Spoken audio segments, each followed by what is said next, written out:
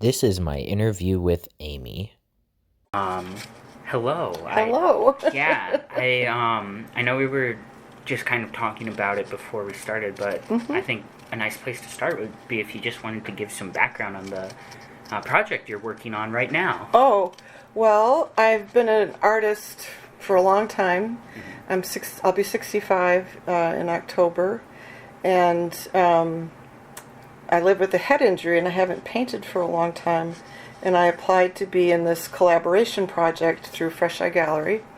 It's called Eye to Eye, and my art collaboration partner and I decided to make a tree of life collaging. And because I haven't painted in more than a decade, we thought painting paper rather than trying to paint the tree and then cutting out our shapes would work for me because I don't have that kind of hand-eye. And so here I am with paper clippings all over my apartment. The cat ate a couple and threw up. She learned to stop doing that. That's good. Sometimes they don't. Right. Well, she also ate some tinfoil, and we don't know where that came from, and threw up. But I don't mind because it's wonderful to be part of this project, and the person they paired me with were both Jewish women. And I'm old enough to be her mom, so I kind of get to be this Jewish mom. And we get to just let our Jewish hair down and speak some Hebrew and Yiddish, and we don't have to explain. And it's just been really lovely. So, and I'm glad my apartment's large enough that I don't feel crazy, even though this is spread over about half of the apartment. Yeah, no. Well, and you're planning to host it here, the show? No, it's going to be at the Fresh Eye Gallery. Fresh Eye Gallery. Okay. Something like 42nd and Nicollet in Minneapolis. Okay. And you have the invitation on your cell phone. Yes. And it'll be up for maybe 5 or 6 weeks there. And then we've contacted some synagogues. Do they want to host it for the high holidays, which come kind of late this year, just to have something new for the high holidays for the congregation to enjoy when they come for that. So we put the word out, and we only could send them in-process photos, so we'll send them a photo of the finish too. So it's been an interesting journey figuring out how to mount it and hang it. Yeah. But it's delightful, and you know, a lot of artists work alone. I live alone, so the fact that my art partner Rachel comes over, that's my cat Bindi, you know, I have her company. She comes over every Saturday for about 3 hours, and we work together on it. And then we have assignments when we're not. So my assignment is making more leaves today. So it's fun. Yeah. And we'll see what it leads to. Yeah. It's always, art is always the journey. You don't know how it's going to go. Absolutely. Absolutely. We've been stumped a few times, but we've risen above it or beyond it. So anyway, it's an honor and a pleasure to be doing this. I'm really excited about it. Yeah, that's great. How did you start doing art? Oh gosh. Well, my mother was always talking about artists and had, you know, nice quality prints of famous, mostly impressionist work in our house, like Cézanne, Van Gogh, Monet, and they had lived in Rome before I was born, in Greece after, so she had brought art back from both, and they were just all over our house. And my sister passed away when I was 15, and after that, my mother's friends said, a couple of friends said, we're going to go through the 2-year training to be docents at the Art Institute. Why don't you come with us? You don't have to visit with people, but you'll be out of the house. My sister died in the home, and so that was sort of her gateway to some recovery from that trauma. And even from a kid, like she would take me when the Children's Theater was inside the Art Institute, which was a million years ago. We would stop. We wouldn't just walk to the Children's Theater auditorium door. She would stop. There's some very old lady, a painting, and she fits in her wedding dress. So we'd go visit Mrs. whoever that was, and then we'd walk by a Vlaminck that was her favorite, and a Van Gogh, and a Gauguin. And then we could go to the theater, and on the way out we had to walk by some other paintings. So I got this introduction, and she'd take me to the Walker. As a young child, I yelled out, "What, you brought me here with a Frank Stella show? I hate Frank Stella." People were like, "Oh." How old were you when you said that? Oh, probably 6 or 7. Very opinionated. I had all this exposure. Yeah. You know, when we went to the Acropolis in Greece and Delphi and all that stuff. So she exposed me to modern art as well as, you know, some classic impressionist art. And I don't know, she had friends from all over the place. My dad taught at the U. My mom was part of the Faculty Wives organization. And we had interesting people over. And one friend of my mom in particular would always say, "Can I come up and see what you're painting or doing?" So we'd go up to my room and I'd show her. Her name was Maeve. Mm-hmm. And, you know, that made me feel like this is worth doing because people want to, you know, not that I was doing it for anybody but myself. And then my uncle and my mother's youngest sister moved to the Philippines, and he was in the military and came back through Japan. And he bought me a Nikon camera before digital. And it had like 4 lenses and a case for the whole thing. I was about 12. And I spent a couple decades with that camera hanging around my neck almost all the time except sleeping. So that gave me another way to look at the world. And I was a photo major when I went to college. And then I took a paper making course and became a book making major. So it's just been, I've never really, you know, stopped. Like when I had a child and she was old enough to talk about color, you know, I'd say this isn't just blue, this is like aquamarine, like the color of the Mediterranean, or, you know, something, or this is yellow, like pale yellow like butter, or, you know, something like that. Or this is the yellow that's on a bumblebee. So that's just, I guess I'll say I live a visual life, and that makes it a rich life. Yeah. So, oh, that's the cat. Oh, what has she got? Oh, if there's a bag on the floor, she'll play with it. Oh, okay. Sorry, she gets noisy. No worries. It's a part of having a cat. In the apartment. Yeah. But yeah, no, that's really cool because it's like when you're paying attention to like those visual elements, just the world is very exciting. Yeah, I mean, anywhere can be interesting. Mm-hmm. And what became interesting with raising a child is I'm deaf in one ear. She has perfect pitch, and she has auditory memory that's like photographic, but it's auditory. So how I raised a musical child, I don't know. She plays about 10 instruments. But she got to a certain age and skill and understanding level where she knew I wasn't going to hear everything that she might play on the piano or guitar. But she knew that I had this sort of emotional understanding of color. So she would say, when I tap my foot, you need to think about butter yellow, or you need to think about sage green, or cyan blue, or something. And I'd be like, I think it's a paler blue than that. Well, maybe you're right, you know. But then I wasn't missing, you know, what the intention was, which I really appreciated that she could make it full for me. So that's cool. Well, yeah. It sounds like, you know, it's in no part thanks to you, like, pointing out those things to her as she was growing up. Yeah, I mean, it just became part of how she experienced the world. So, like, she recently got a pink jacket. Someone gave it to her, and she said, you know, it's the kind of pink, like, when the geranium blossom's getting a little faded. Like, yeah, I know that pink. Yeah, you know, so we're still doing it. That's amazing.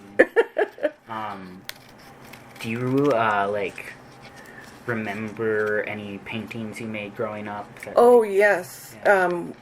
I was very lucky in high school. Our art teacher, I went to St. Paul Academy. My older brother and sister had a very hard time at Marshall U-High or U-High, and my dad didn't want to do it a third time. So he sent me to SPA, much to my chagrin at the time, but I learned now to be very grateful, and I made wonderful friends. But we had Hazel Belvo as our art teacher, who's, known all over the place. And she never made it challenging like you didn't want to do it, but she made it challenging that was a new way of looking at things or a new material or something, so that it was always interesting. And that was a real, I don't know what to call it, just an enrichment and a unexpected opportunity to be working. She was one of the founding members of WARM, which was the Women's Art Registry of Minnesota, and we all benefited from her. And she was very quiet and calm and positive, and it's a rigorous college prep school, and I suppose she was rigorous, but this calm that she brought just made it seem lovely to be there in her classes. She's in her 80s now. She just had a big show at the Minnesota Museum of Art. It was beautiful.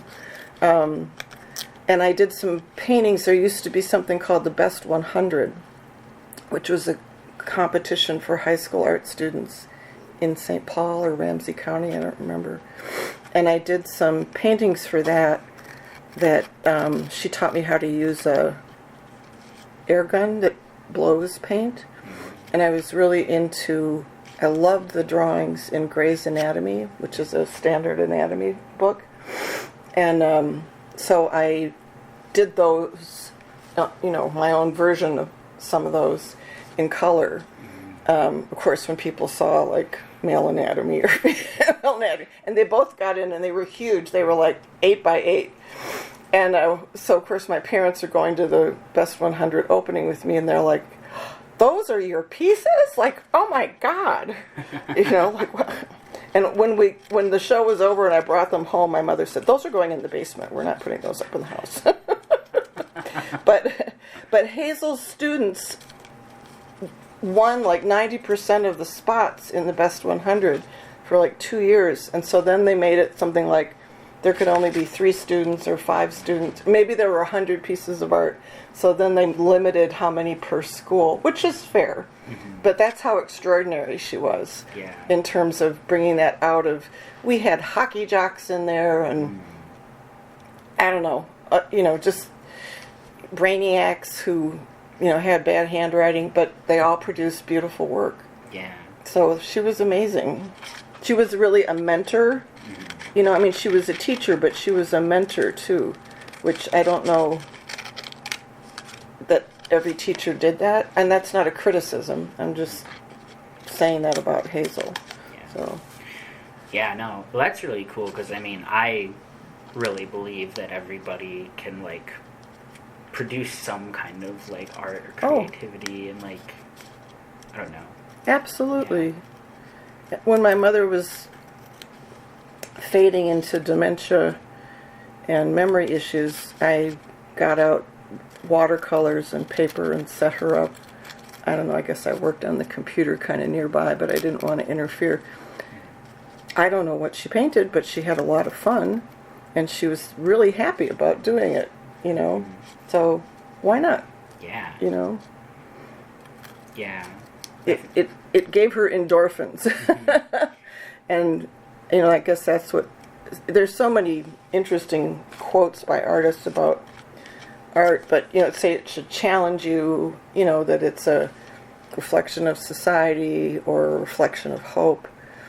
But it can also just be fun. And it can also, I know my art partner for this project, Rachel, I think when she's doing her own work, that it's often a really safe way to have emotional discharge. And I think that's a really lovely thing. You don't have to talk to anybody. You don't have to explain to anybody. My mother always wanted me to watch TV with her, which got kind of tiring. So I started making collages for magazines while I was watching to kind of not fall asleep. And I wasn't really thinking I'm this is my message or whatever. They went together because of color or shape or I don't know. And then some friends looked at them and they're like,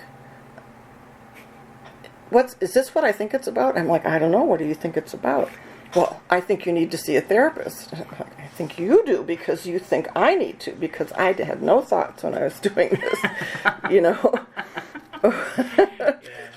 Or other people would be like, oh, you know, what were you feeling? I don't know. I was just glad I was awake in front of the TV with my mom, you know. It was really an exercise in color and composition and not in communicating, at least not consciously. And, you know, Rachel works at a place where people are there in like a day program for disabled, either developmentally or cognitively. And they do a lot of artwork and they love it. And they may not have anything to say or can't say anything, but they're very engaged. You know, so there is that aspect to creating that you don't have to have a language, it's its own language. So, yeah, you know, and it can just be beautiful or not beautiful, but interesting, and that's all you need to say about it, you know? Yeah. So, I'm jabbering a little. No, I love it. Because, there's a lot of pressure to just, like, people feel like they need to be really good at it to do it, and it's like, what is it, like, yeah, what do you, like, yeah, there's composition and whatnot, there's certain skills, but, like, anyone can, you know, put marks on a page or cut up some paper. Right, right. Well, and also, the longer you live with something you've made that you may not have had any intention other than just enjoying moving paint around or getting glue everywhere or whatever.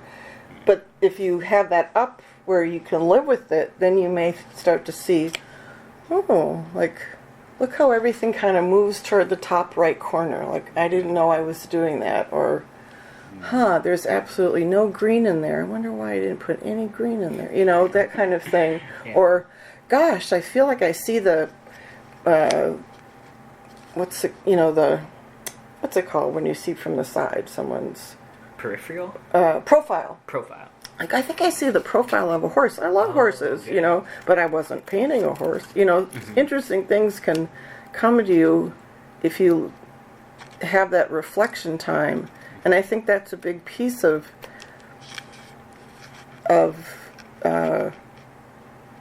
looking at what you created or someone else has created. You know, like both Rachel and I love Van Gogh. So we've looked at some together before we started, and we noticed some things talking about it that we hadn't noticed just in our own head looking at, you know, pieces. And so that was really interesting, like, oh, you know, now that's part of what we see in Van Gogh that wasn't there 5 minutes ago.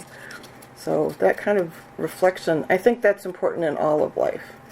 But I think it can make artwork, your own creative work, even music like my daughter, you know, it has something to teach you after you've finished, I guess is the best way to say it. Yeah. So. Yeah. Do you have, like a particular piece you remember being on the wall and you were like, oh, wow. Like. A piece of mine? Yeah. Like a collage or something, yeah. Well, I like all the little collages I did. There may be 4 by 6. I really like, I'd say maybe all but one speaks to me, even without, I don't know what it's saying necessarily, I just like them. I like almost every Van Gogh. I tend not to spend a lot of time on his portraits, not because I don't like them, I just, his landscapes to me seem perfectly composed, just perfect balance, directions in them, and his sense of color, and what we know now about what he saw in the sky that nobody noticed until now, that he was seeing things that were actually phenomena in the sky. I'm trying to think. I've done a lot of photography, and there have been photos I really like. Like I have a photo in my bedroom. It's the shadow of a pretty young tree that has buds but not leaves. And the shadow is being cast on this beautiful blue, the blue is beautiful, dumpster. So I took a picture of the shadow on that banged up, scratched up, dumpster, and I've had it blown up 16 by 20, and I love it. And people think it's a piece of batik fabric. And then when I tell them what it is, they're like, really? So that photograph I really love, and I love a sense of quasi-illusion or illusion. I think illusions are interesting if they're not frightening. And so that is an illusion in a certain way, because it's like, ooh, like, where'd you get this batik fabric? It's a photograph. Yeah. And not a fabric. Yeah. No. So that's and I have, you can see I have this wall of Asian art. My mother's mother, the town doctor in West Texas, went to Japan every couple of years, and he brought her back Japanese prints. So some of those are hers. In World War II, a boyfriend gave my mother that silk Japanese robe. He was with MacArthur when they took over Japan. And my father said, please don't wear that. And then some of those other pieces, my dad's students who came from Japan or China brought him, that's PhD students would bring him stuff. And I think one or two of the pieces my mother bought in British Columbia in Canada when they were on a trip. So that's the other thing. I've had all this Asian art around me too. It was in my grandmother's home, and that's a part of. And I was an art history, art studio major, so someone said, once you read it or it's read to you, you own it. And I feel like once I've seen something, I can see it again as I'm working on something or thinking about something. And so this rich history of art that my mother sort of seamlessly and without saying, this is a goal, that's all there. Like I've been thinking about that elderly woman in her wedding dress since I was about 5 years old. Yeah. And when I was at the museum, before we'd get to the Vlaminck, I would sometimes say, are we going to your favorite or our favorite Vlaminck? And people would look down at this little kid. Oh, kid knows Vlaminck. And I wasn't showing off. I was just like, ooh, let's go, So yeah. That's just, she gave me a really rich foundation to draw from and then to enjoy as an art history major or just someone visiting a town and going to a gallery. It's just been wonderful. And if you said what's the absolute favorite picture, I'd say this picture of me and my mom, that was the last one taken, and some photos of me and my daughter. Those are like, warm my heart. Artwork just keeps evolving, and it's not that I don't continue to like something, and I've moved around the country a lot. I don't always have everything I've created. So, I don't know, you just keep, the past is there and I'm moving forward. Bringing it along with you. Yeah, I bring all that exposure to things that my mom, thought was beautiful, except for Frank Stella. Never liked Frank Stella. I didn't. I was at the top of these stairs. Like, my God, you brought me to a Frank Stella show. That's really funny. Poor mom. Anyway, that's enough of that. Yeah. No. Well. Yeah. I think talking about the past. I think that's a good segue. I'm just curious. So, to give context, you grew up around here. I grew up a few blocks from this apartment. That's part of why I picked this building. Mm-hmm. Besides, it's an over 62 and over, and it's low income, which I'm low income. But I can walk to the two different houses my parents owned at different times in Prospect Park, and I have a friend who lives almost across the street from the house she grew up in. It takes her about 3 minutes to walk over here. But what's important to me besides, and I still know people in that neighborhood, but what's important to me is I know exactly where I am. And my head injury hasn't made me stupid, but I get tired, and sometimes thinking through a sequence of how am I going to do this. I wanted to be somewhere where knowing where I am and how I want to go do some things was really important. It brings my stress level down. So, and I feel at home because I'm 3 or 4 blocks from where I grew up. Yeah. Yeah. No. So I remember you telling me about this, I think the first time we met, but could you give some context about like the blue bike that was in your neighborhood? Yeah. So I don't know where it came from, and I don't know where it eventually ended up, but when you're starting to learn how to ride a bike, you have training wheels, maybe 2, and then you have 1, and then people see parents running along with you, and for me, crashing into trees. But when you finally got it, this blue bike would appear on your porch or in your yard or your backyard, alley by your garage. It was this big balloon tire bike. It was beat up. It was sort of maybe sort of a New England blue. And it almost had a tractor seat, but it was padded, and then kind of flat handlebars that just barely came up and came towards you. But that would appear for you to ride, not a kiddie bike anymore. And so you could get more practiced at a bike that, might eventually be something that would be bought for you. But then when you were done, your parents were obviously paying attention, and you'd gotten your bike. Mine was a green Stingray with silver sparkle things hanging from the handles, butterfly handles, and a banana seat. But then one day the bike wouldn't be on your porch or in your yard, and it might be 4 blocks away because they had heard so-and-so just took off their training wheels and their father's back is killing them from holding the back of the seat. And this was going on before I was born and probably after I went to college. This blue bike, I don't know who would know the story of it in terms of who started it. But that's a really good definition or example of how Prospect Park was and I think it may still be that way. Someone had a terrible house fire.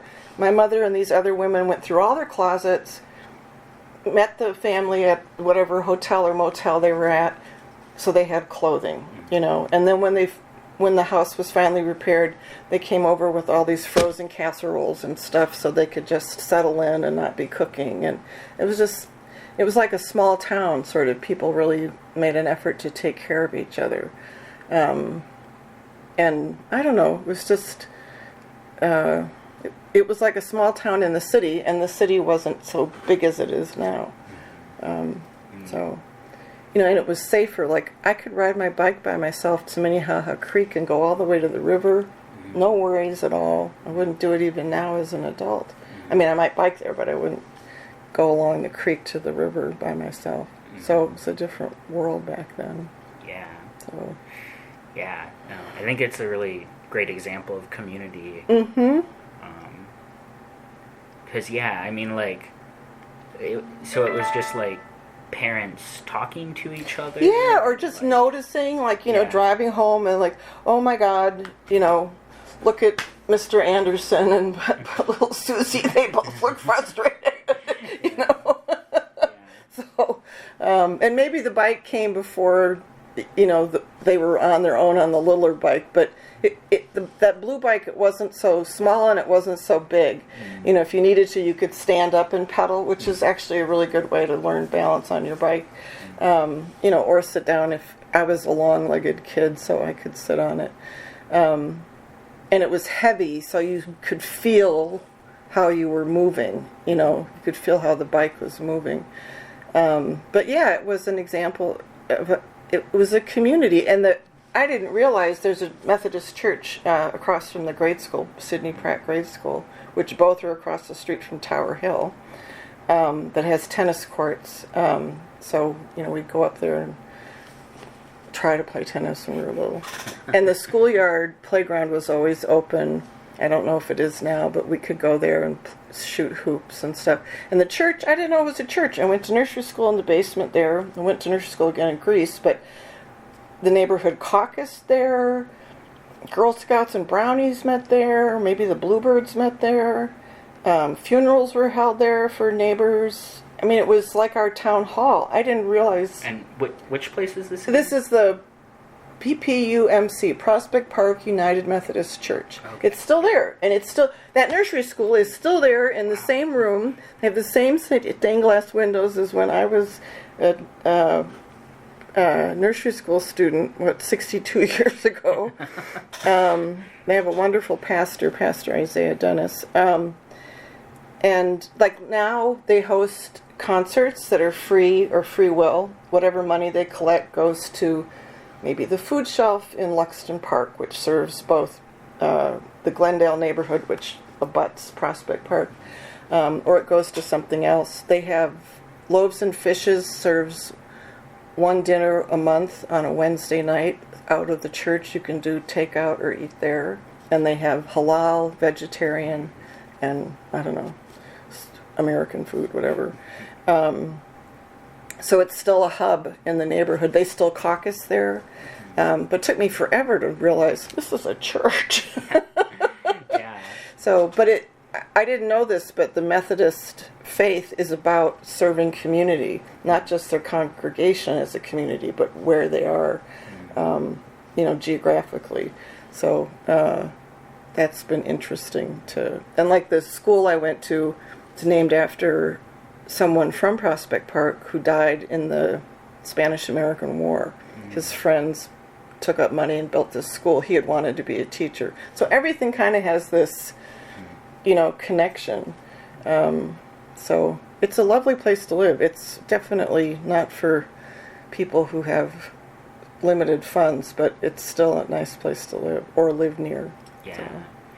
Yeah. Well, so now you're living in this apartment building. And yeah, I think this is a good segue to sort of more tenant stuff. But I know there's like the tenant association and whatnot. And yeah, how would you say like your experience growing up plays into like where you're living now? And well, I've tried to connect people to the church and the Southeast Seniors that I think is housed in the basement of Pratt Elementary, because Prospect Park considers these buildings, even though we're over the line into St. Paul and they're Minneapolis, consider them part of the neighborhood, which is, a reflection of their sense of community.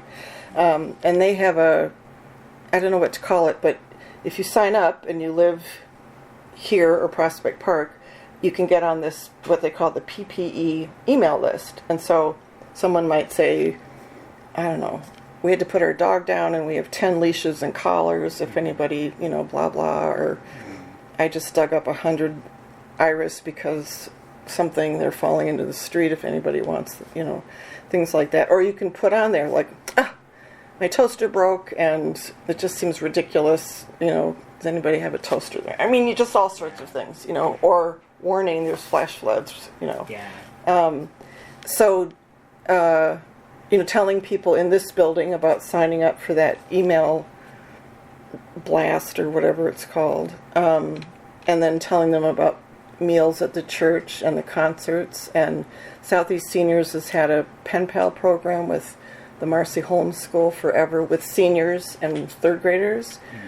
So I've told people here about that. It's been a little hard. I've been doing it since before the pandemic, and with, schooling online and then teachers getting sick with COVID when they started out with the pen pal, and then it kind of drops because substitutes are not doing everything the teacher had planned. But and then I eventually got on the tenant association leadership group, but with health reasons, and it got a little political in a way that was uncomfortable for me. And because of my head injury, I decided I don't need this kind of stress. So I've backed off from it. I used to bring concerts into the building once a month, and I've backed off from that because it was really tiring. It was a lot of work. It was fun. I had 9 or 10 concerts, and I have to respect that I'm not getting younger, and I live with this head injury that has daily effects on me. And but I'm glad we have a tenant association, and they've made a difference with working with Homeline. They've made a difference at the legislature, and knowing that tenants, learning as tenants, that we can organize, even if it's not through the association. 4 of us can go to the building manager and say, you know what, we're really concerned about this. Yeah. Or we can go to the maintenance committee, part of the tenant association, say, is this being addressed? What's the news? So, organizing, communicating, it's all important, just like it was in Prospect Park. Some things don't change. Right, and this building has 200 units, I think, and about 100 are occupied by Somali Americans that emigrated here, and they have a WhatsApp just for this building, just for Somali speakers, because not everyone is as fluent in English as they'd like. So they have community that way, so that they can keep up with those who are still learning English, which is really lovely, because then they know there's a meeting or there's an ice cream social or pizza party if it's vegetarian, whatever. I've been invited to their Eid feast, which is really fun. So, and I guess the nice thing about this building, and I used to live with my mother as her caretaker in a condo that was 55 and up. And what's nice is you can close your door and be at home. This is your home. You don't have to answer your door. You don't have to answer your phone either. But you can go out, and you might see people on your floor or in the elevator, or we have this lovely lounge. We have a planted courtyard that we plant. The building management buys everything that we choose, and then so nobody's spending money on it, but we plant it and care for it, which is fun.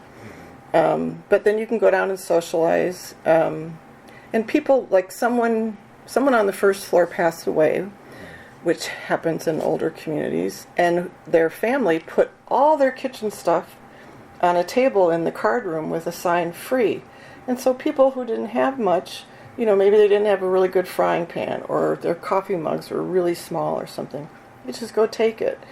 And I get deliveries from two food shelves, and if there's stuff I can't eat or there's just too much, I take it down and put it on the kitchen counter in the lounge. Why should I let it just go bad? Yeah, I know one time I stopped by. Oh, I gave you? You gave me some. That was really great. I forgot about that. And I like to make chutney, so I share that with my neighbors too. I think I've shared it with you maybe. So it's, no building is perfect in terms of management. This building isn't very old. Maybe it's in its 5th year. Maybe it's 4.5 years old. So it's very new, which is nice. I happen to have a 2-bedroom, and the master bath has a built-in seat in the walk-in shower, which is great for my age as well as my head injury. So there are a lot of things that are designed very nicely in terms of that. And the management hosts events, like I think it might be today there's a pizza party. You could probably snap a piece on your way out.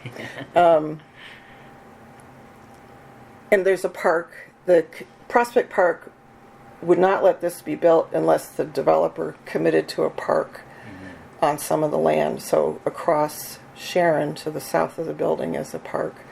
That, everything's new. The trees aren't that big, but they'll get big. And there's playground stuff. So this is a community, and you can sort of opt in and out depending on how you feel. And I know if I have been, let's say now, I don't think I left my apartment for 3 days. I was so nervous about getting some of this art stuff done. And the 4th day, I did plan to go down. I thought, I have to get my mail. But someone called me before I left and said, "Are you okay? I haven't seen you anywhere. Even the back of you walking away, I just haven't seen you anywhere." I'm like, "I'm fine. I'm just gluing and painting." And so it's nice. People notice. Yeah, or I borrowed someone's stand mixer before I bought one to see if I wanted one. So we blend. I have this huge beer delivery trolley. So when some people have moved in the building, they've borrowed my trolley. which now has one flat tire. But, we do things like that. Or, like my neighbors, they're Somali across the hall, this mother and daughter, and their niece used to live there. So they would need a potato, or I would need an onion, you have a tomato. And one day they knocked on my door and said, "We've been borrowing more than you have. We made a camel meat dinner, and camel is kosher. I'm Jewish. Okay. It chews the cud and has the cloven hoof. And so we thought we'd bring you a camel meat dinner. It had camel meat and potatoes cooked with tomatoes and onions and something else, like maybe a spinach dish or some kind of greens. Camel was delicious. Yeah. So was everything else. But, that's just, I don't know, and that's really old-fashioned, my mother would call Mrs. Armacost next door, "Oh, Sue, I don't have any sugar at all, and I'm in the middle of a whatever, So, I'll send Martha over with how much do you need? That kind of thing. So, that's, and even with a ride, when are you going to Aldi next? Can I go with you? I don't drive anymore. Yeah. I have other transportation, but, sometimes you don't want to go alone, something. So there is this, and everybody's older here or from another country. There are people from Bangladesh and Japan, and there's some Native American residents. I'm trying to think. And Black African Americans, Somali American. We have no Ethiopian Americans. I don't know where they're living. Because I know they're in the Twin Cities. I know they are. Yeah. Anyway, but I think people respect people's privacy for the most part, but people want to be friendly. Like there are Somalis, I know 5 words in Somali. They know maybe 5 in English, but we're enthusiastic when we see each other. Etahai means hello, how are you? Etahai, and they're hello, Yeah. And it's just that, this person will smile at me, but there's that sense of, I know you, I see you, want to let you know I'm friendly or whatever. I like that. And I think people here, 62 and over, our oldest is 91. She's still driving. She's a good driver. Good. She won't let you carry her groceries and nothing. I know.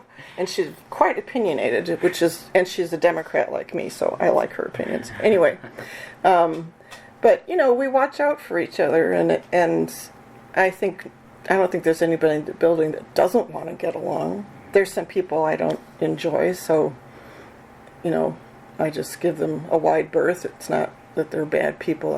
We have different sense of humor or whatever, So I think for what this is, the only problem for me is the rent goes up every year. So, and Social Security, which I will be getting this fall, won't keep pace. And so what do you do? And this is below market price. Where would I go if I can't afford it anymore? So we have a wonderful state congressional rep, Lee Finke, and she has responded and helped with legislation about renters' needs and older renters' needs. So I think there's been some success, but I think the next step in our association and Homeline and others is, if you're going to live in a building, when's the cap come? 4 years, 5 years, 3 years? I don't want to go anywhere else, but I may be forced to. And I can't go down to a smaller apartment. I can only go up to a bigger apartment. And if I wanted to come back in at starting rent, I'd have to move out for a year, which is a big hassle. Yeah. So, can you just explain why you can't go to a smaller? I don't know. It's their policy. Oh, that's a building policy. Yeah, okay. A Dominion policy. Okay, interesting. Yeah. And I know people have negotiated with the management in the building as well as the regional manager, and there's been some success that people have been happy. Like 2 residents moved in to save money. They moved into a 3-bedroom together because splitting it was cheaper. I don't need to take that. But they'd known each other for 2 years. Good friends, moved in together, ruined their friendship. And they just recently negotiated with management to be released from their roommate agreement through Dominion so that they can not be driving each other crazy every day. So, it's not like it's, I guess, written in stone, but you have to, I guess, be savvy and be willing to negotiate. Yeah. So you have to be willing to jump through some hoops. Yeah, and educate yourself about how to do that. So Homeline's a great resource for that, which I know you know what that is. So yeah. Well, I would love if you explained it a little bit. Homeline is a nonprofit tenant advocacy agency that has lawyers and other educated advocates like Uba, who speaks Somali, to help renters navigate their rights, that they may not know what they are, and also understanding leases and understanding how to call a landlord on the carpet about things. Like our Dominion uses so we all get our energy from Excel, but we don't pay Excel, we pay an outside billing company. And it turned out they had been overcharging for 9 years. So people got refunds, and that came up through working with Homeline and our tenant association. And we resolved it. And now they have a new company, also not Excel, doing that, who's not overcharging. I think actually our Attorney General got involved in that thing with JIT. But so the Homeline is a resource. They have advocates that, like you and Catherine Banbury and Uba, who came out and met with us as a tenant association and educated us and helped us with resources and helped us form committees and have a structure. And you can call Homeline, you can email them. I've emailed them enough that some of the attorneys there, I just email them instead of calling, because why tie up the lines? But they're very helpful. They've given me form letters, that are what I need to say that I can tweak to make it my letter, and also forms that are recognized by the state in terms of housing and landlords and renters and things. So it's a great resource. I think even just reading some of their stuff that's online before talking to someone can be helpful. So it's a wonderful resource. I will say, because I'm disabled, I've also called the Disability Hub of Minnesota for information. And sometimes when they or Homeline they know there's an answer, but they don't know what it is, they've directed me to the Americans with Disability Act regional office in Chicago, and then they'll have an answer. That sometimes I can take that back to Homeline or the hub and say, okay, this is what I need that's here, our version of it, or here's what it should be called, or whatever. And then people are like, oh, okay, let's do it. Yeah. So very, well connected. Well, I raised a child who was on the Asperger's, tip of the iceberg, Asperger's autism, and also bipolar. She's having a wonderful life now, but that was a challenge when she was young, and I had to be her advocate. Read thousands of pages of special ed, gifted and special ed. She has a handwriting disability, but it's nothing about her smarts, Like she was a straight A student in math, but hated it. How can you be good at it and hate it? I don't understand it. Anyway, and then I lived with my mother for 12 years and continued to advocate for her after my head injury for 3 or 4 years. So I had to advocate for her. Like, we were in the ER once, and her blood pressure was 220 over 100. And they were saying, well, she's 89, And I'm like, what does that mean she's 89? Well, she's going to stroke out. And I'm like, to hell she's going to stroke out? You want me to be after you until the court rules in my favor? You give her some morphine, she's crying, and you get her blood pressure down, or you will wish we'd never come in here, because that's ageism. Mm-hmm. And what do you know? Mm-hmm. Not even 5 minutes. And she'd been administered both, and after a while she said, can I have pizza? Plus I used to be married to a nurse practitioner, and I used to be an oncology social worker, so I'm not afraid to advocate in the medical setting. And taking care of my mom, even in the condo as she aged, I had to advocate that, okay, she's not going to come down 5 minutes after the dryer finishes. We didn't have one in our condo unit, but she might come down within the hour. So I don't want to get a letter or a complaint or a neighbor knocking on my door. We leave a laundry basket there. They can put it in the basket. They don't have to fold it, Give her a break.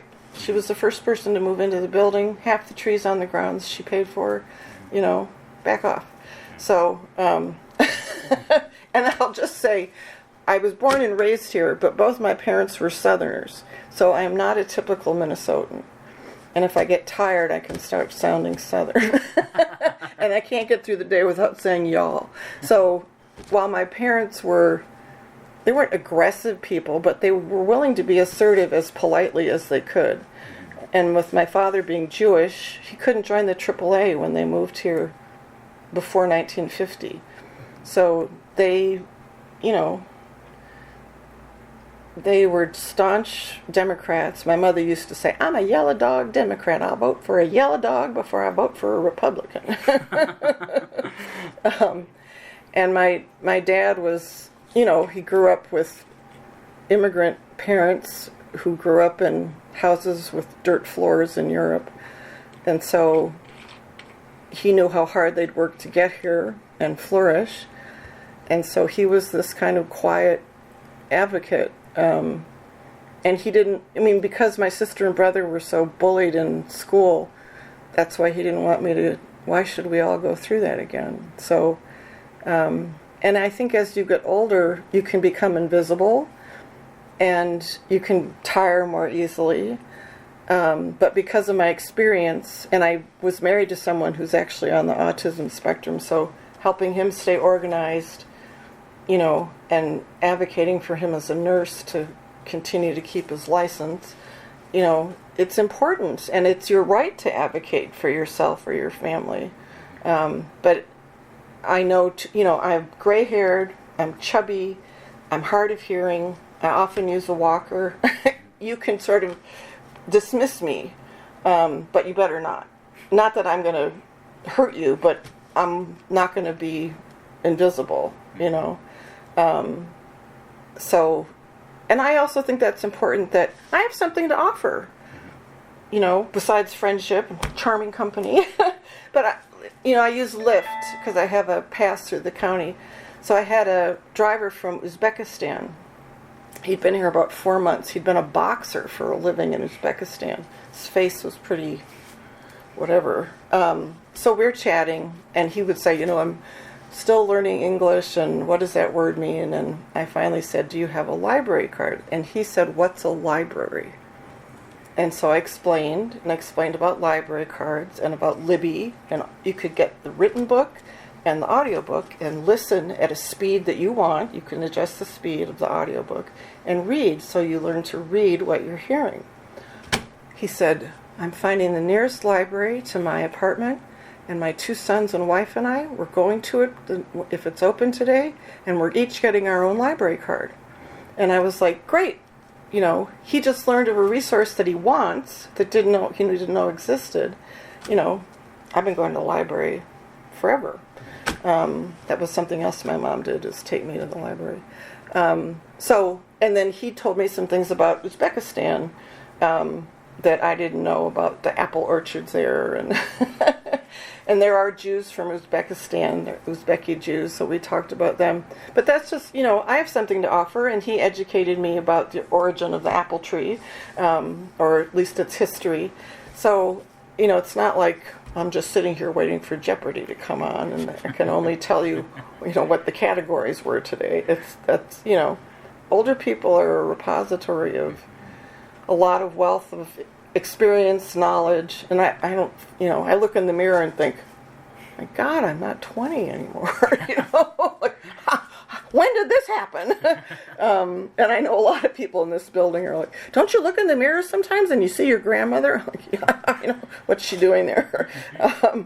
But we do, we've been cooking forever and in different relationships, different jobs, different careers, different experiences with our birth families or the families we created. We have a lot to offer.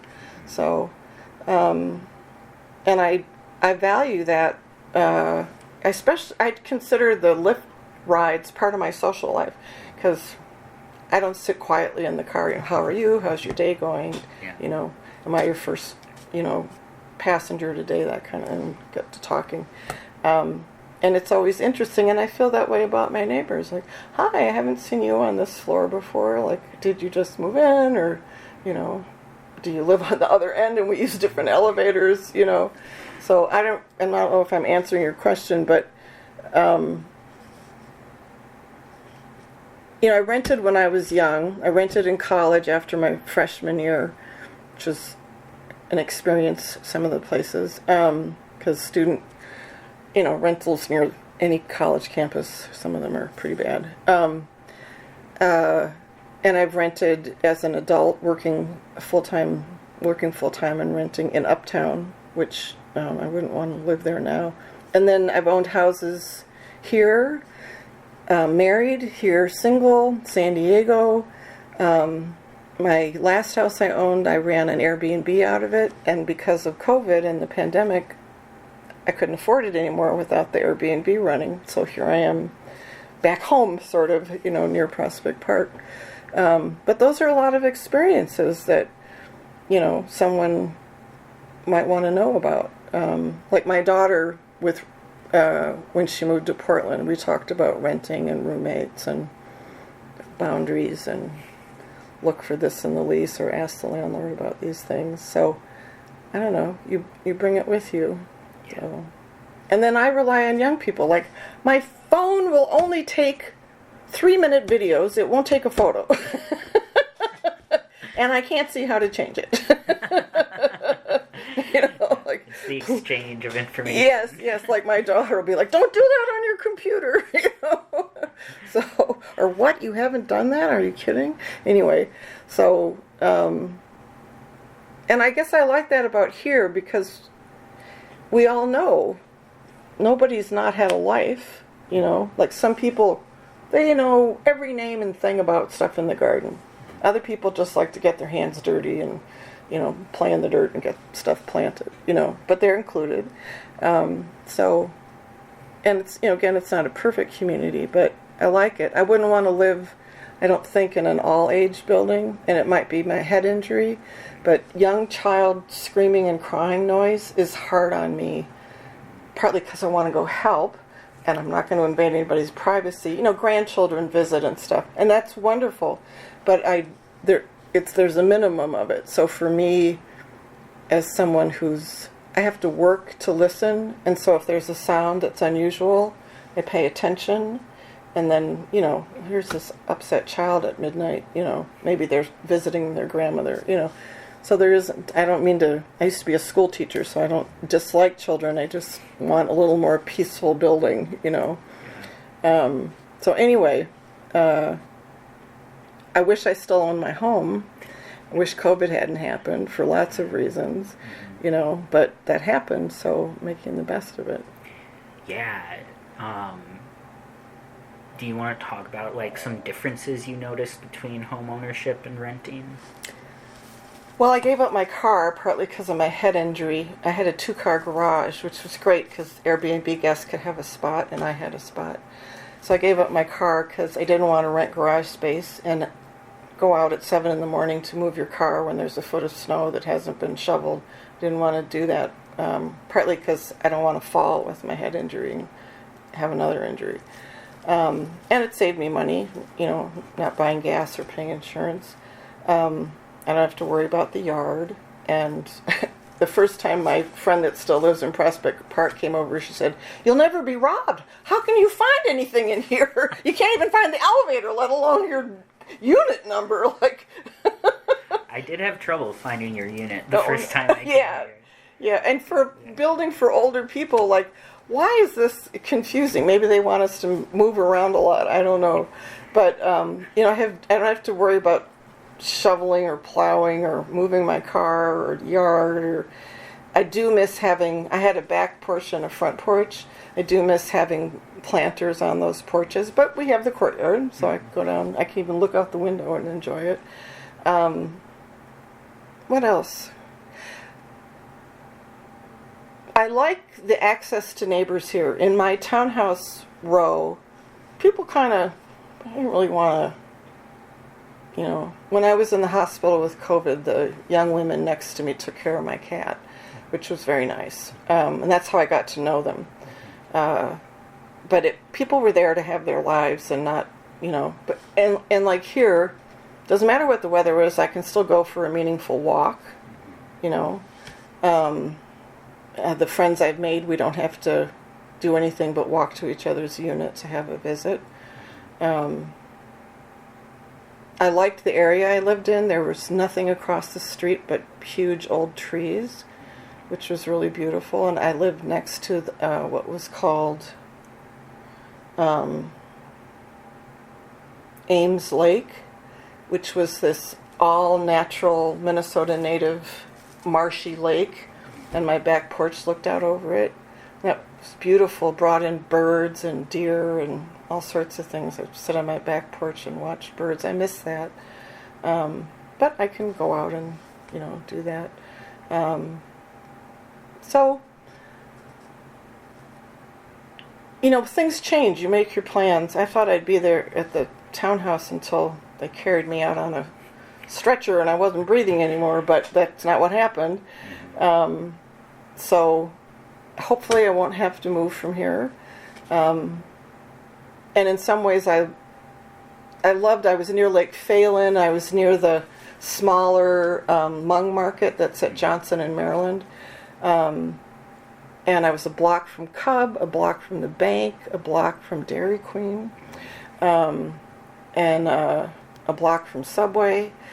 So both my Airbnb guests and I enjoyed all of that. I was 2 blocks from a trail where you could bike around Phalen and then into downtown, the Bruce Vento Trail, and you could go all over the place. But none of my friends liked it. They're like, you may as well have moved to Hudson, Wisconsin. Like, this is so far east. I'm like, it's still in the city of St. Paul, you know. Well, yeah, I know what you mean. Living in the West Side neighborhood, Mm-hmm. yeah, you're sort of, if you're near the border, people are like, where are you? I know. You're across a bridge, right? Yeah, I'm right near the High Bridge. Right, Mm-hmm. right. Yeah. Yeah, the High Bridge used to sway when I was growing up.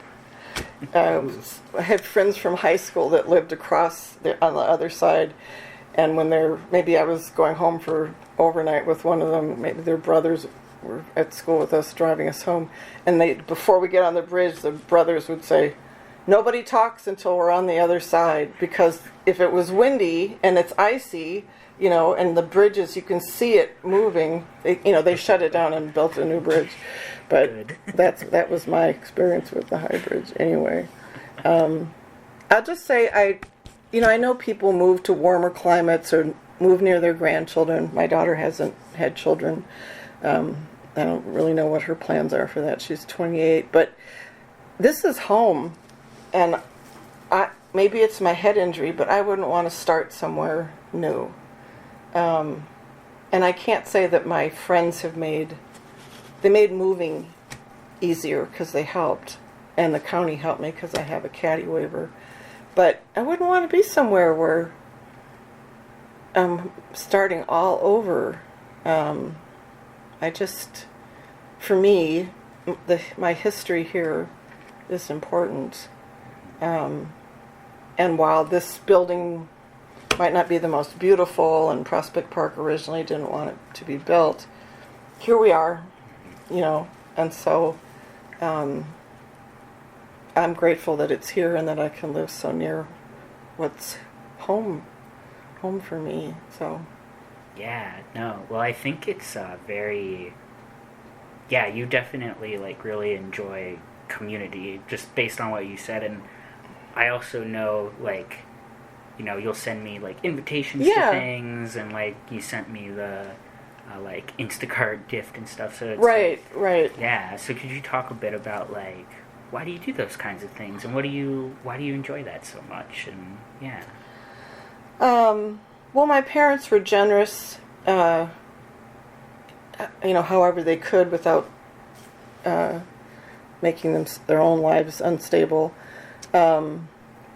My mother's parents tithed. My mother's father was a deacon in their little town at one of the churches, and they tithed, and the Klan burnt down someone's home in the black neighborhood, and my granddaddy and the other deacons from all the other churches got together, and out of their own pockets they cleared her land and rebuilt her house.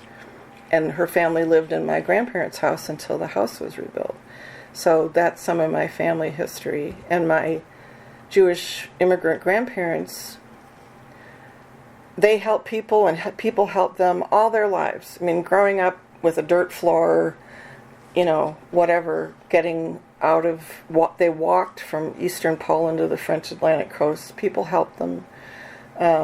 It's just part of my family's values. And I don't feel like information that's a resource, you don't own that information.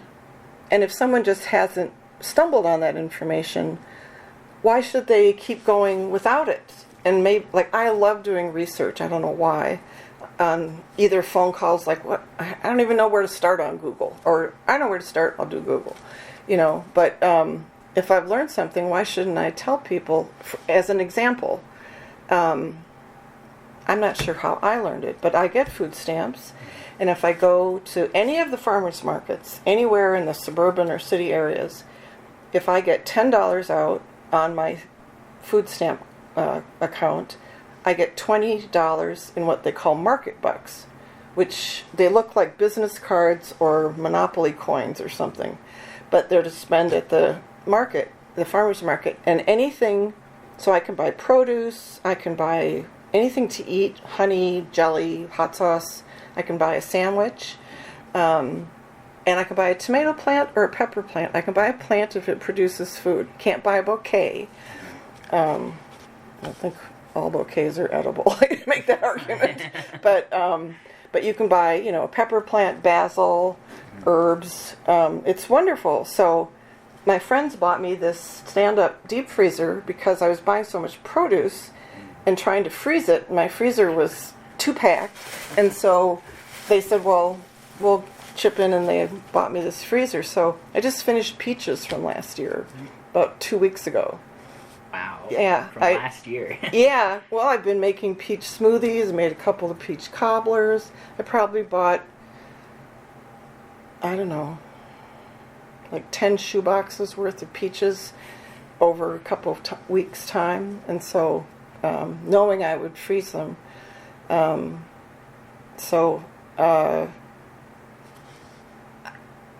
When people tell me, like, oh, did you know there's a pizza party this afternoon? Oh, good, I'll go have a free lunch. It's just part of how I grew up. And as a teacher, also, to tell parents, this, I don't know, there's an anger management drumming class for boys at the Y. I think your child would really like it, between the rhythm and just an all-boys group and banging on the drum, So it's just family values, and I guess too, I've had to get past asking for resources and help because of my head injury and also being deaf in one ear, and that's sort of broken some kind of barrier for me of, I'm not going to try to just muddle along, because you can muddle along for a day or two or something, but it can get pretty stressful. So, and I think everybody in this building in a certain situation could be considered a vulnerable adult. And if you're vulnerable, you should know your resources and how to take care of yourself or how to sustain yourself, what the community has to offer. So, I don't know, it's important to me. And I will say, when I lived in California and was getting divorced, people I didn't know floated my boat in different ways, paid my rent, brought food, took my kid places, and I can't do anything for them, so I'm paying it forward as well. That's a value of mine. So yeah, that's really really cool.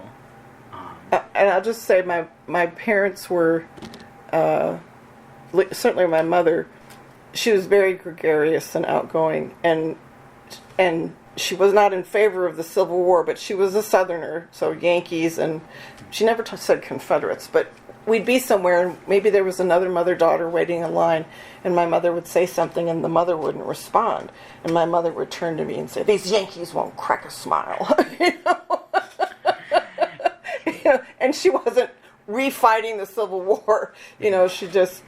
That's just the language she grew up with, and but she was ready to talk to anybody. So was my dad. So it's a little different up here.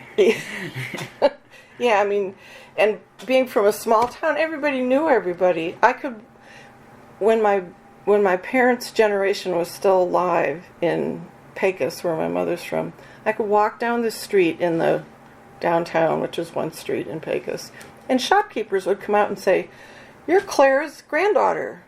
"I am." "How did you know that?" "You walk just like your Aunt Ann." Like, "I do?" You know, like, yeah, I mean, they'd just be like, "Oh, your profile, that's Claire's profile. I know who you are." You know, just like, oh my God. Yeah. So I mean, you grow up with a certain value with a community where they're relying on each other. My grandmother was a teacher till she got married, and then she spent the rest of her life tutoring at the black elementary school so that those children learned to read and learned to love to read so they could read their way out of poverty in Pecos and get out of being poor African Americans stuck in the South. My granddaddy sent the woman whose house he helped rebuild, he sent her 3 daughters to college in Chicago after his 3 daughters were done with college. He wanted to help them get out of that endless cycle.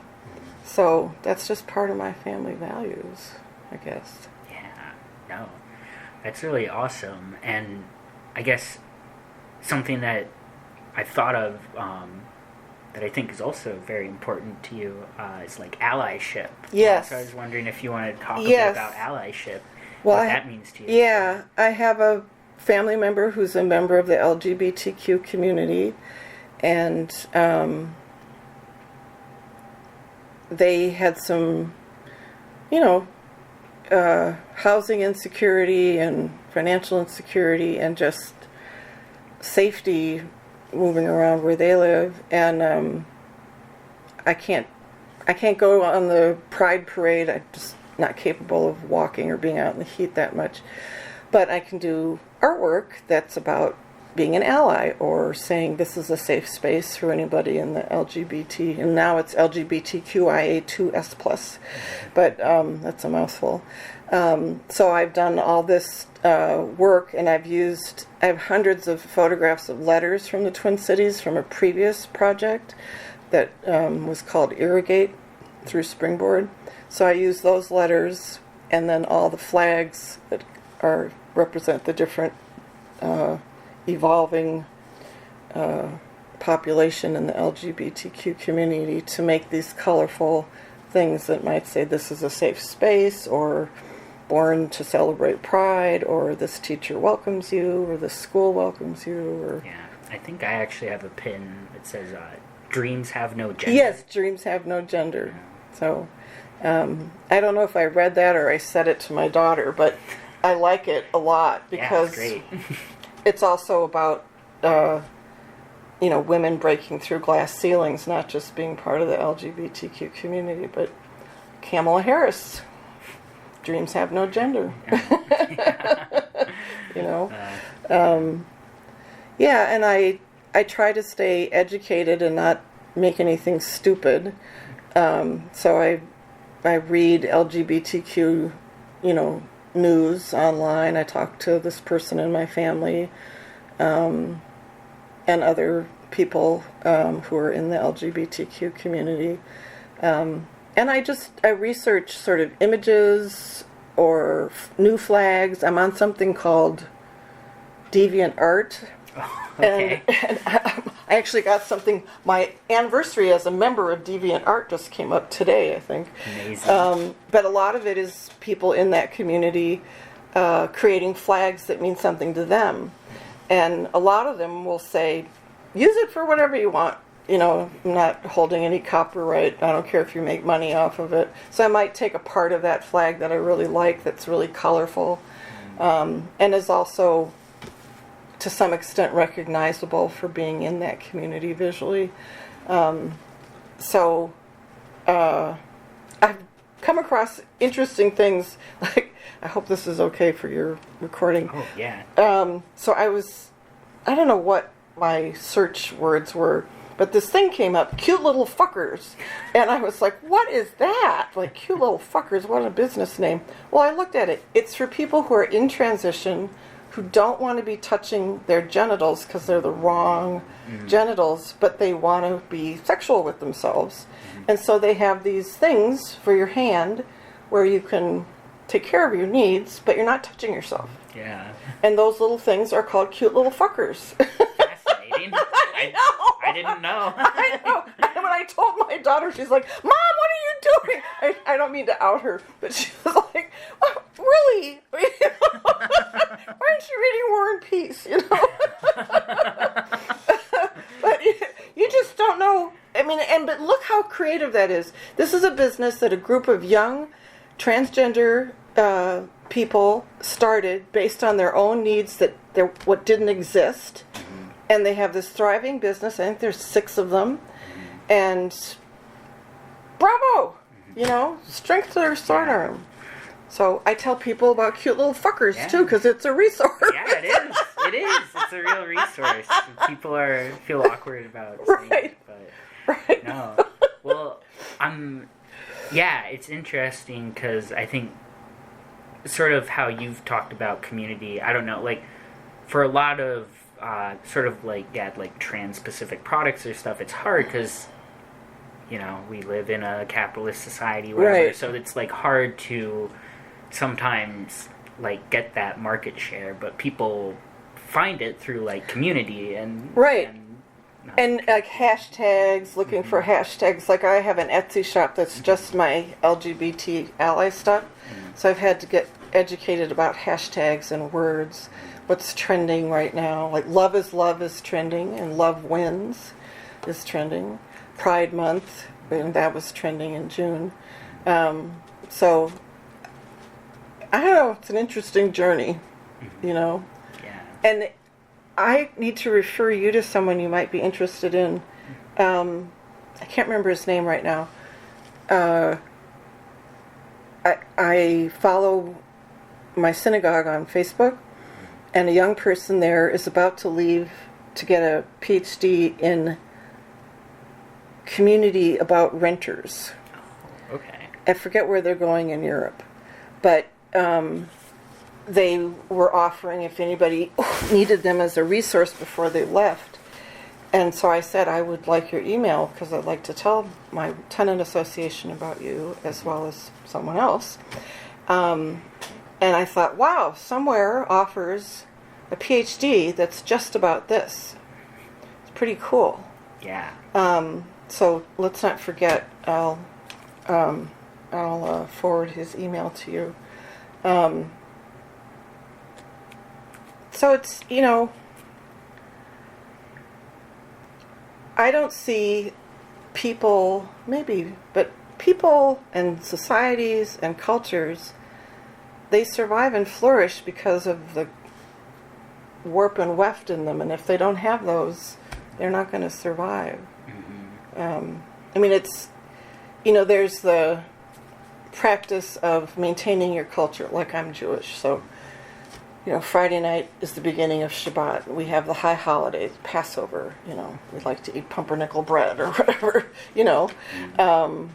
But there's also so we have values and practices, but there are values and practices that are just about community, that are secular, that can be found in each community, you know, and so we share that if we can come together and see it, you know, and I guess that's important to me. Like some neighbors on this floor, they moved out, they wanted to live in a building where everyone spoke perfect English. I found that very offensive. Yeah. You know, like, are you kidding me? Yeah, that's... Yeah, well, because I just know for me, I don't know, I feel like we talk about integration and diversity like it's such a chore a lot of the times, but it's like a really fun thing. Like through this job, I've gotten to talk to like, a lot of different Somali folk, and it's just like fun getting to know people and learning about different cultures and foods. Yeah, well, that's how Lyft is for me. Besides my building, I had a Colombian driver, young man. His family's land was stolen by the Medellin, and they beat up his parents and took him and his sister and dumped them on the street in some town. And he never saw his parents again. They probably died on the sidewalk. He and his sister eventually got into an orphanage, and then they got into the U.S. somehow into foster care here. And he has some issues, but once he was 18, he already had a job, and he got an apartment and got his sister out of foster care. And, and his name, I can't remember his name. I'd never heard this male name. It's a Spanish, obviously Spanish, name, but it means something like hoping for peace or hoping for calm. I can't quite remember. But the fact that he was willing to tell me about this, and that he knew he had to see a therapist, and that he's trying to learn to be not constantly vigilant about checking out his surrounding, and not to be too controlling with his younger sister. I mean, I've never met anybody that's had their life directly impacted by a South American drug cartel. And when I was getting out at the bank, he said, "Are you leaving here soon?" I said, "Yeah, in 5 minutes." He said, "Well, let's keep talking. I'll wait for you." And I forget what else we did, but, told me more about their lives. So, wow, so now I know what can happen. Yeah. Yeah. And it's a lot different, like hearing a story from someone versus just like reading a news article or something. Yeah. Well, then there's that whole stranger on the train sort of thing where you might tell a stranger about some medical issues you won't even tell your doctor about because you're never going to see them again. But whew, what a relief to talk about it, So there's that whole thing that it's sort of sad in a way, like I can't follow up with them, but also they gave me this wonderful gift of their story, or like the Uzbeki man, I got to witness his excitement about learning about libraries. Yeah, that's amazing. Yeah. Because libraries are awesome. Oh my God, libraries are, how would we live without them? So, and one of my neighbors, Somali neighbors, took me to a Somali restaurant, and I got to eat goat liver, which I didn't know if I would like, but it was delicious. Nothing like beef liver. I'm sure they know how to prepare it. Yes, well. It was not dry, it tasted delicious. And then we went to the Carmel Mall, which is a Somali mall, and I bought some goat meat, and the next day she taught me how to cook it. Yeah, it was fun. So I'm cautious in that if someone seems unbalanced, I'm not going to interact with them. I might cross the street or something. Like there was a woman passed out in a chair where I was yesterday in Minneapolis, so I called, I forget if it's 211 or 311, not 911, but this person may need assistance. And, I wasn't afraid of her. She was passed out. But, it's not that I'm incautious, like, oh, here's someone, let's be friends, tell me your story, because I want someone to say, hey, yeah, go away. Yeah. No. But, I don't know why it's so hard. And our Republican presidential candidate isn't making things any easier. So I'm getting a passport just in case he's elected. Yeah, it's we're in quite an interesting sliver of time right now. Yeah, I would have said before Trump got into office that my parents witnessed the most change. My mother's town didn't have paved streets. Nobody owned a car for a long time. They didn't have a phone for a long time. Same with my dad, that in Corona the streets weren't paved, and they lived behind a hat shop that the unmarried aunties ran, and they lived behind and above it. They watched the radio, all sorts of stuff, and lived through, my dad was born during World War I, but they lived through all sorts of change, and but this kind of change in this country, I'm glad they're not witnessing, because I think it would just depress them horribly, and I think they would be wanting to renew their passports. I really do. As a Jew, my dad would want to, and when my mother was in her last few years, she would say, Trump's not president anymore, is he? We're back to Obama. And I would just say, yes, we're back to Obama. But it's scary right now. And what will that do to the status of this building? Mm-hmm. And then my housing security. What will it do to my Social Security? There's all sorts of things to... Not that I'm worrying about... I do worry about them, but I'm not, obsessing. Mm-hmm. So, but I would be working for Kamala Harris. Yeah, no. Well, I'm curious if you have any feelings about like Minnesota versus the rest of the country. Are you glad you're in Minnesota? Or I am glad. Mm-hmm. I don't think we're not having such extreme changes in weather. I don't think we're going to run out of water. Not this year. Even though we had a low snow winter, it's almost like I don't live here in the weather. The weather's completely different from what I grew up with, even into my 30s, different. I used to own a Volkswagen Bug, and sometimes I'd come out from my first apartment to go to work, and my Bug roof would show. That's how high the snow was, and I'm taking the bus. But I had a friend in California who was part of the Peace Corps, and I forget where she was in that work. But she said if your roommate was, going somewhere else or finished with the Peace Corps, you prayed that your next roommate would be from Minnesota, because everyone could get along with people from Minnesota. Okay. Which is kind of interesting. That's an outsider's view. I know people that move here say, you can't make friends here. Everybody, their family, back at the farm, the small town they came from, blah, blah. It's really hard to make friends, except people who aren't from Minnesota. And that Minnesotans aren't as, gregarious as me. But, of course, I was raised. People ask me, where are you from? Oh, I was born here. Oh, you go to Chicago to get your hair cut? I'm like, why would I do that? You go to New York to buy clothes? No, I can't even afford to go to New York. So, anyway, but I think we're lucky in a lot of ways, and a lot of people move here, whether they're Somali or African continent immigrants who have come to other places in the country, and a lot of African American friends that I have moved here from Chicago, and they've moved here to have their senior year in high school, so that they can take advantage of college tuitions for residents. And also they get out of Chicago. So I think the social services are better here. Our healthcare system. I have a friend that went to Ohio to care for a friend who was dying and said, we are so lucky. The healthcare system there scared her. We have a great governor right now who might become vice president. I kind of hope he doesn't, because I like him as our governor. But while I have no Scandinavian DNA, the whole co-op, farm co-ops and food co-ops, and that sense of community.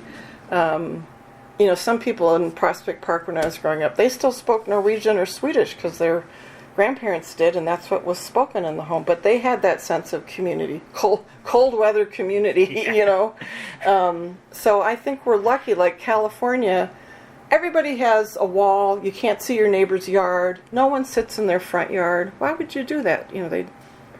So there's this individualism. It's sort of like the more you go west, the more iconoclastic people get, and the more, I don't need anybody else, sort of. We've got a bunch of farmers and people that ran mills or, lumber, all that sort of stuff that was, group and land oriented. And so it's not the best state in the world. I don't know if there is one. we have terrible racism, and we have terrible poverty, but we also have a lot of really good things. And to me, this is home, So it's interesting. I have a helper.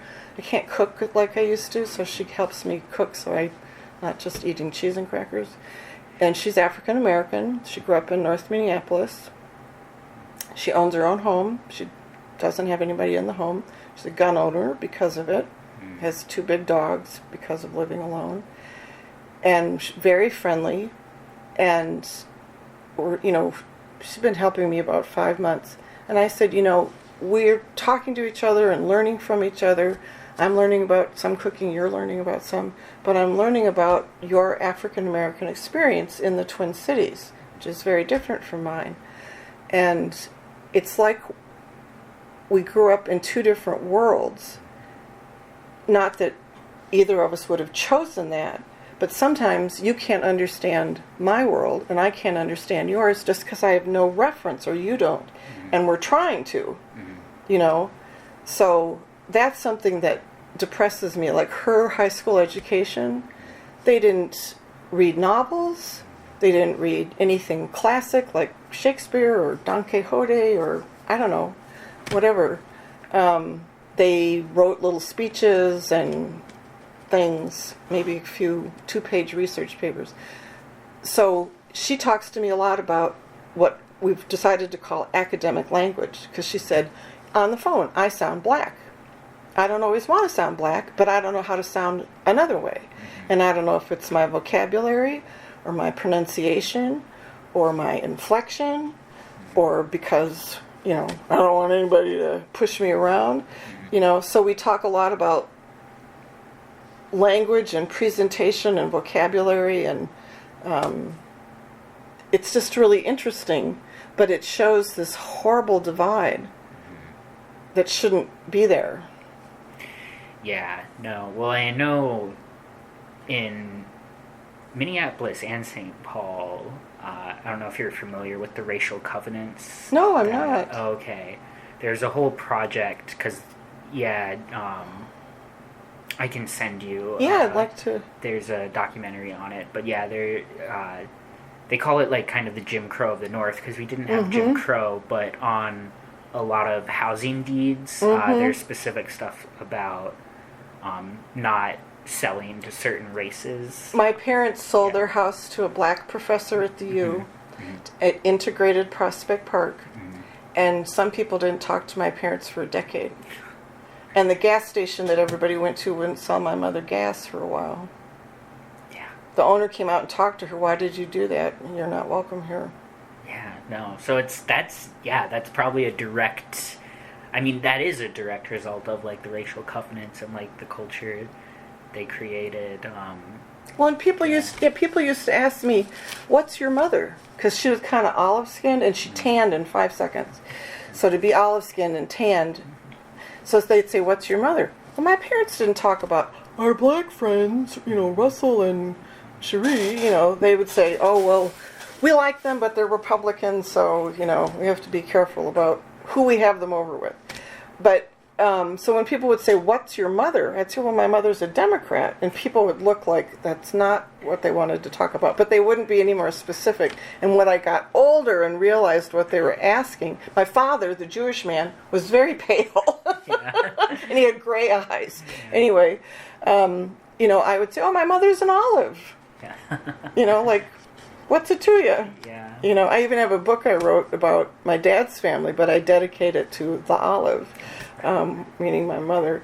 So yeah, there's a problem, and I know like some people here, I have a head injury, they start talking louder. I'm like, that actually hurts because I'm a one-ear listener. And people have assumptions, don't want to deal with you. They, thank God for the Americans with Disabilities Act, which is, different. But I can pass for not being disabled, can't pass for not being fat or gray-haired, but my helper, she can't pass for not being black. She doesn't have a choice. Yeah.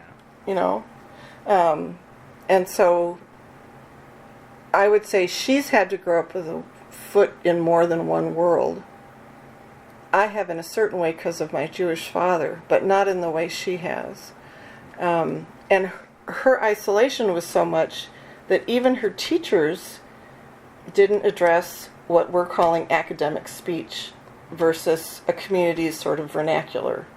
Like my mother never lost her southern accent, just as an example. Got milder, but, and when she got older it wasn't so mild, but if I left her like on the bench at Trader Joe's and went in to shop because she wanted to people watch, I'd come back and there'd be all these employees around her.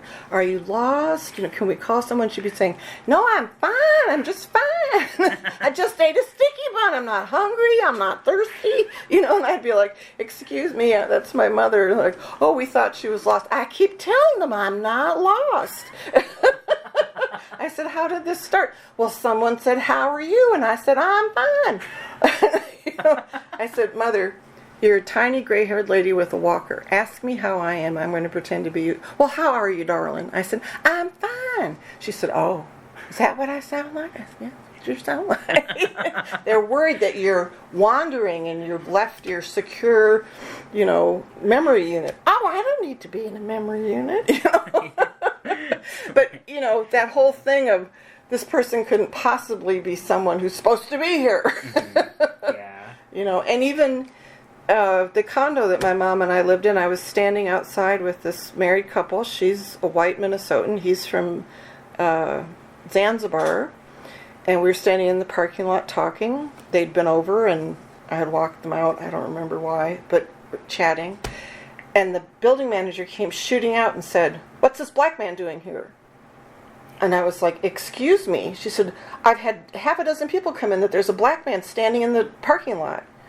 I said, "Well, their eyesight's good.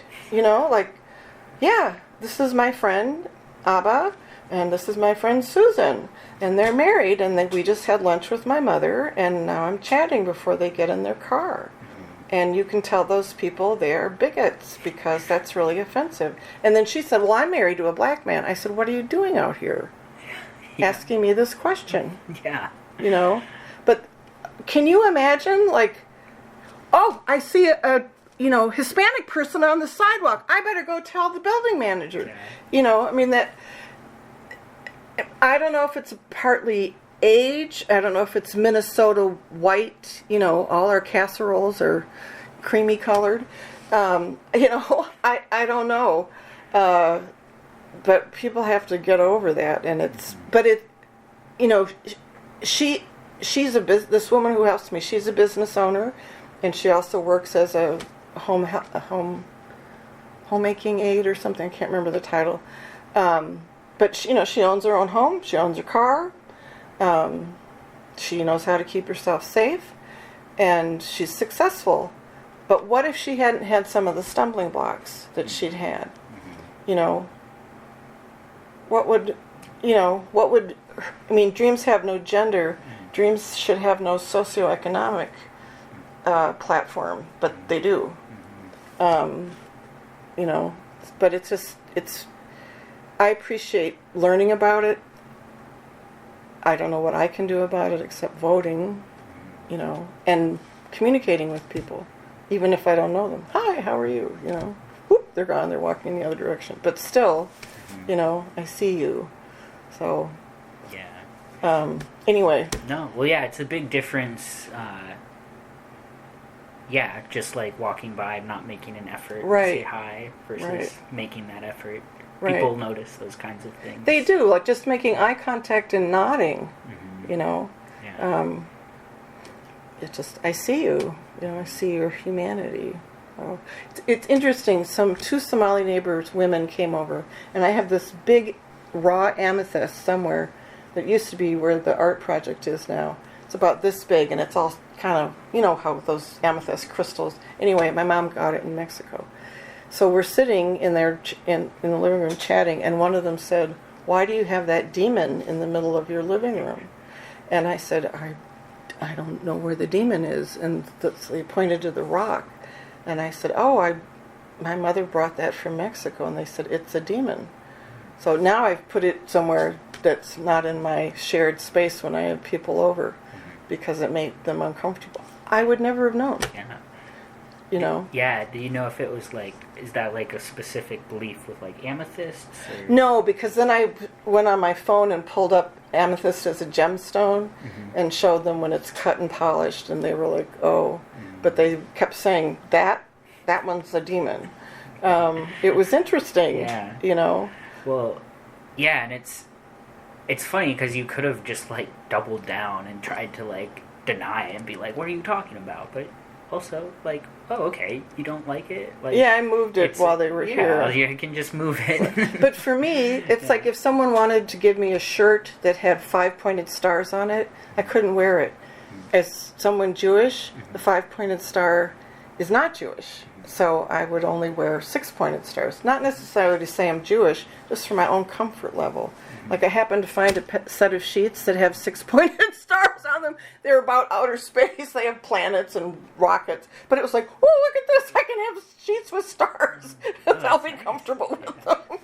You know, some of that's, you know, what you've been taught. But also, you know, I want to respect them. So I moved the rock to my bedroom so that there wouldn't be a demon in the living room. Yeah. Yeah, sometimes you just don't know. Yeah, you don't know. And they'll eat here because they know I don't eat pork.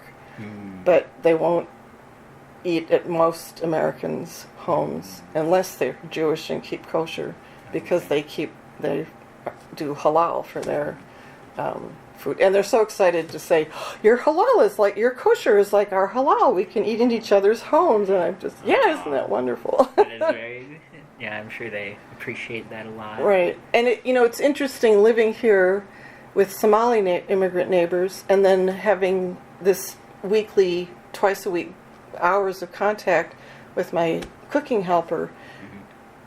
They're all originally from the African continent. She's probably more from Ghana, which where a lot of slaves came from. Totally different worlds, cultures, experiences, and two communities that aren't integrating. They don't want to. I mean, not in a bad way, just they each have their own culture. And they don't see each other as part of the same group of black-skinned people or brown-skinned people. It's interesting. Oh, I'm learning.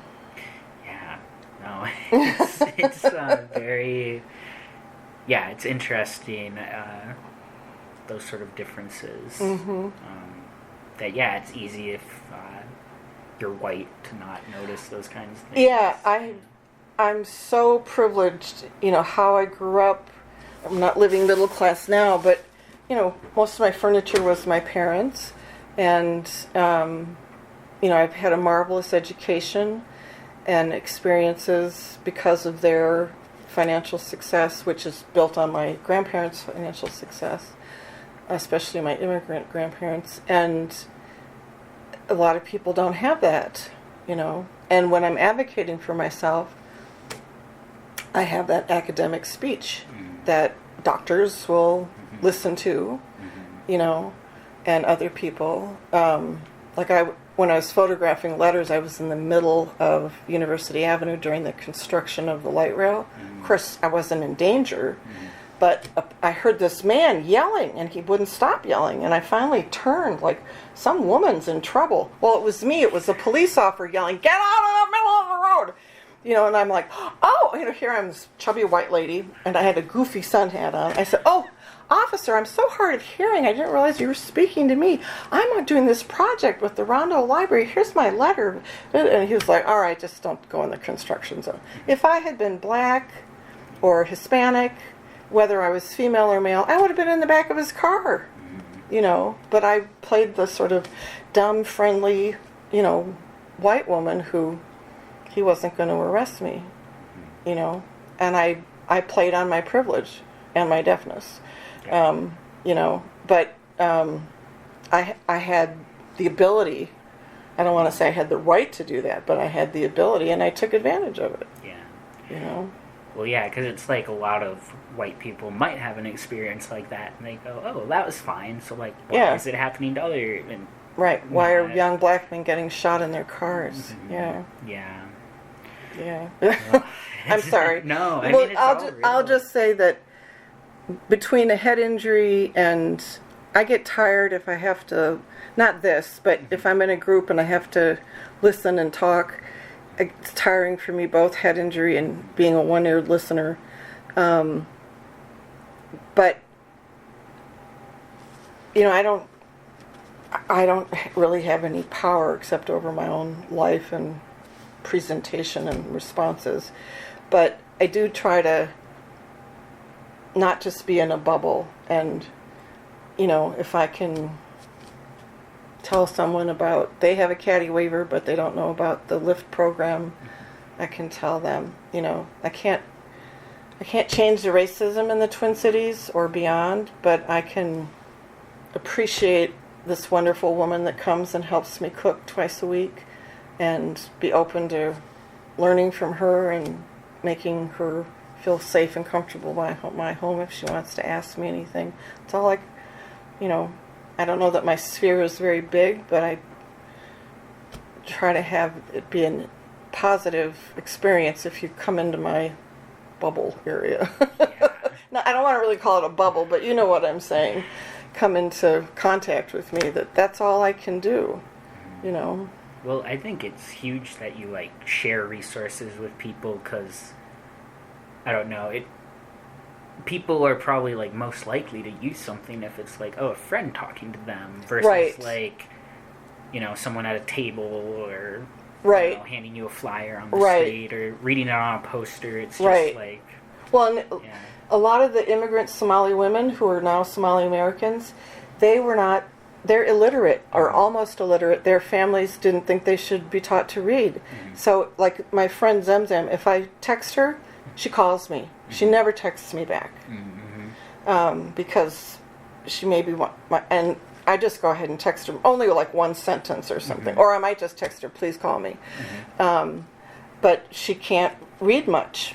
And I can't even ask her how to spell something in Somali because she wasn't taught how to do that. So it's creating a sense of equity with those differences, that difference, let alone others, but also telling her, you get food stamps, this happens at the farmer's market. She wouldn't go for 3 months. I finally got her to go. She said, oh, I know how to do this. We do this in Somalia and Kenya. So this summer, she's not going with me. She's going with like 6 Somali women from the building. She told them, look what we can do. So she's the farmer's market guide. I love that. I know. I'm like, Zamzam, I miss you. Oh, you have other friends to go with.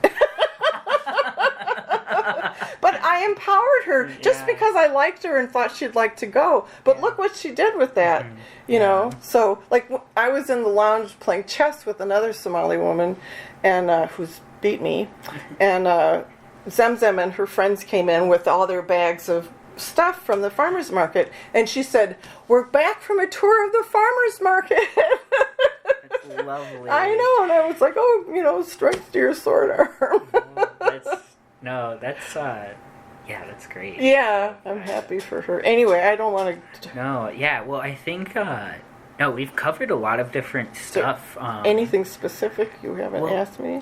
No, well, I think a nice question to end on would just be like, if people do want more community, if people, you know, hear this and they're like, wow, that sounds really awesome, like, what advice would you give them?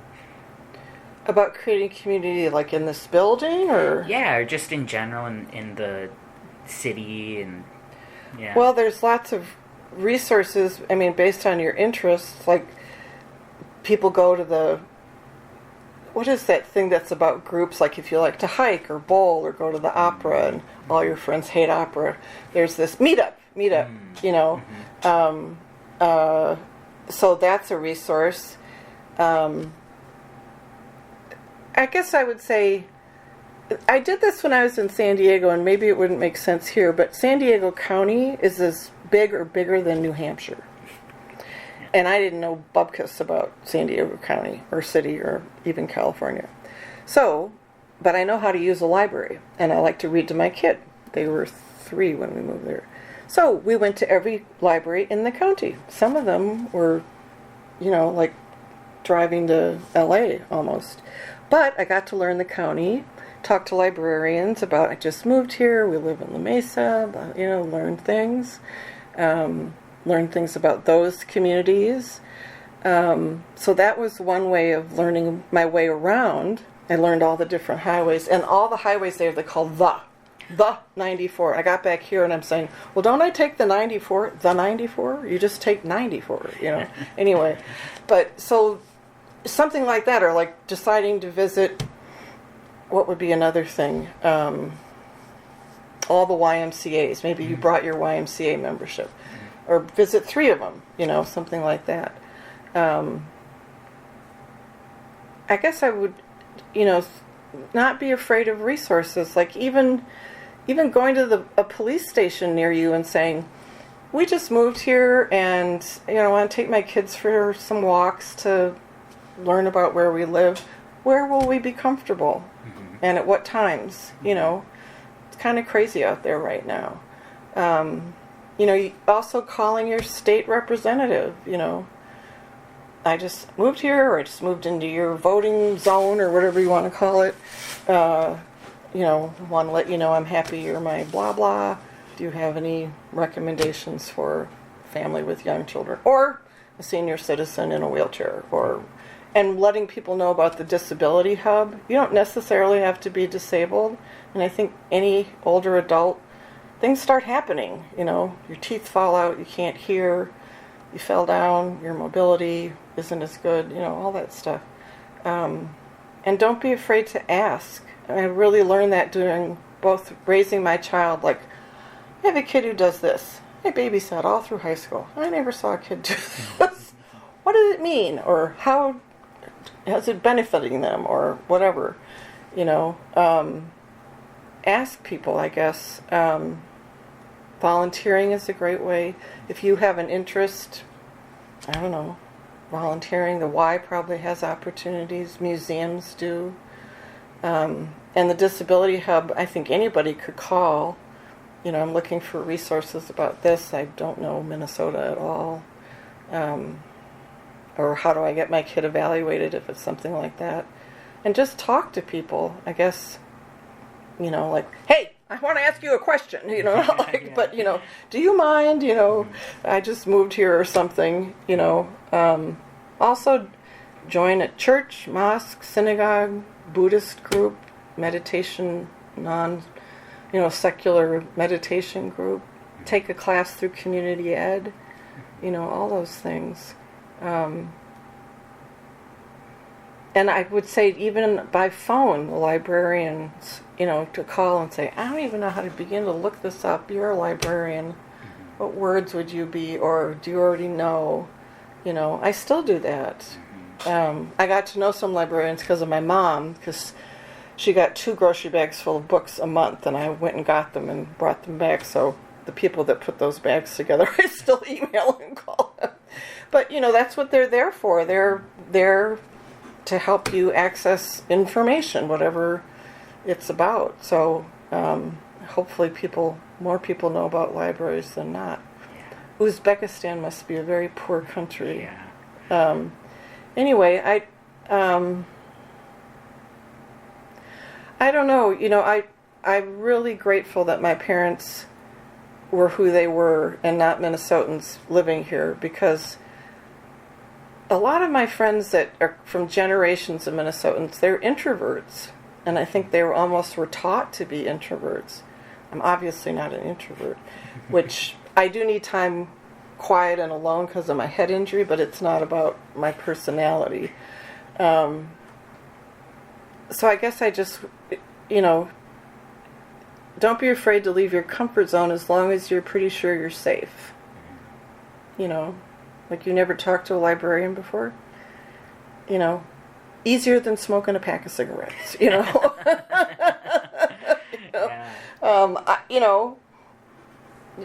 Calling Lee Finke's office, you're new in town, blah, blah.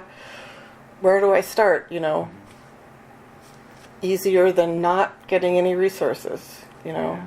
And I guess to me it's sort of like, if you earn $5, that's $5 you didn't have, yesterday.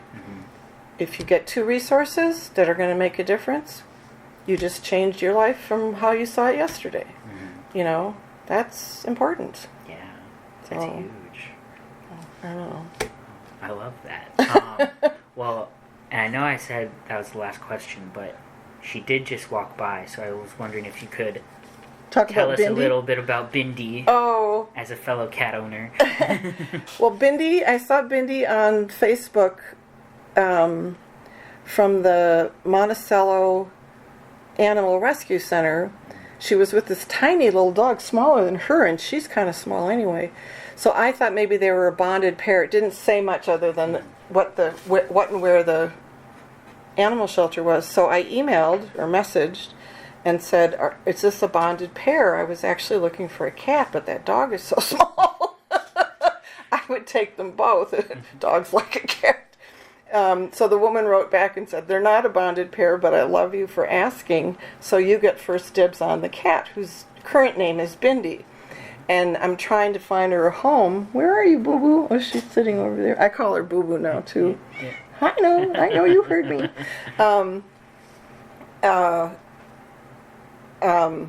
She said our shelter is so full that I have her living in the laundry room and another cat living in this room in the basement, and I'll bring her down to you.